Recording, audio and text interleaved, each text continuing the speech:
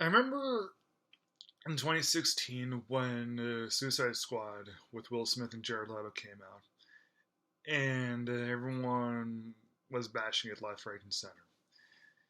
I didn't really think that Jared Leto's Joker was all that bad, and the movie, although pretty generic, I don't think that there was a whole lot of bad that had to offer. Uh, yeah, it was just very generic. And now we have the reboot or sequel or reimagining, whatever this is. I really don't care. Called The Suicide Squad from 2021. This one actually did receive good reviews to it. It stars Margot Robbie, Idris Elba, and John Cena. And this one right here is okay. Okay.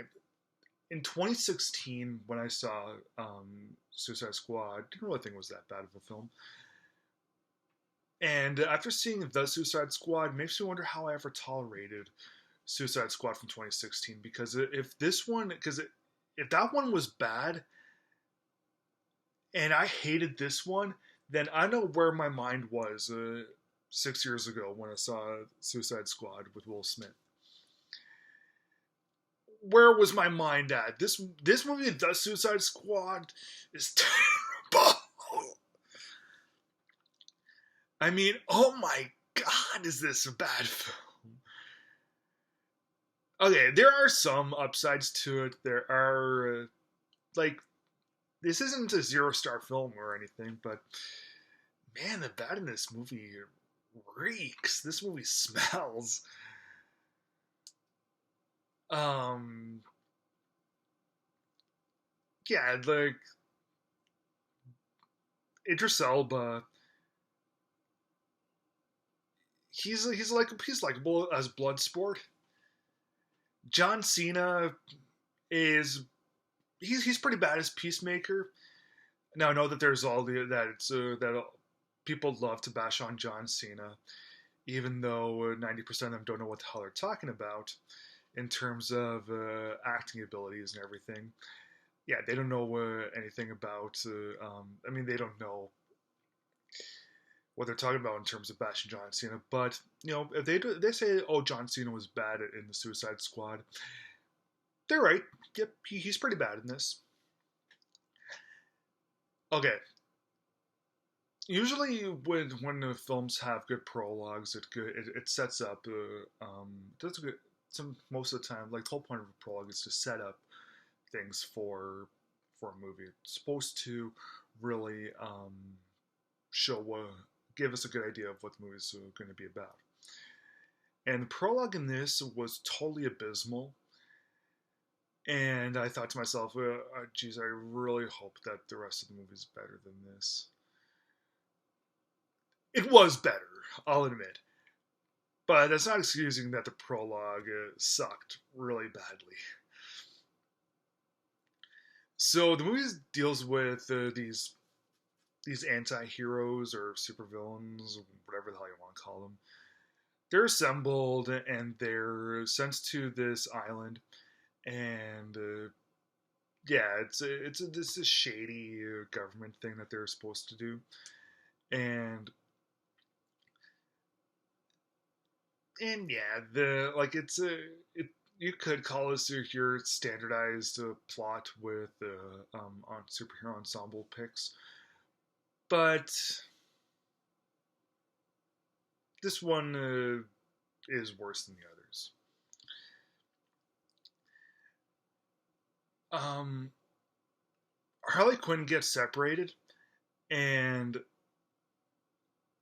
when it's okay, Margot Robbie, I like Margot Robbie, and she's always good as Harley Quinn. When she's alone, well, not really alone, but when she's separated from the rest of the Suicide Squad, her bits are actually really good. When we get the rest of the Suicide Squad without Harley Quinn, it's really bad. and Harley Quinn rejoins the Suicide Squad, and it's not really, well, not I don't mean not really, but once the full once the full Suicide Squad, it's still really bad. See, that's why I liked. Well, no, that's why I liked it. That's Birds of Prey. At least Birds of Prey didn't have any stupid moments, and Harley Quinn being by herself, it was just better.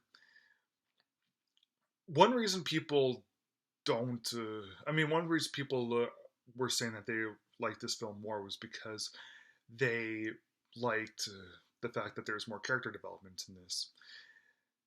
This movie really was being extra forceful with the way that their characters were getting developed. They were really trying to push it. Okay, we have to tell this person the backstory. This person has to tell about their backstory. Now this person does. No finesse in it at all. And yeah, it was like, okay, here's a stupid little monologue where they tell about their backstory. And yeah, I didn't like the way that the backstories were handled in this at all. It was very forced.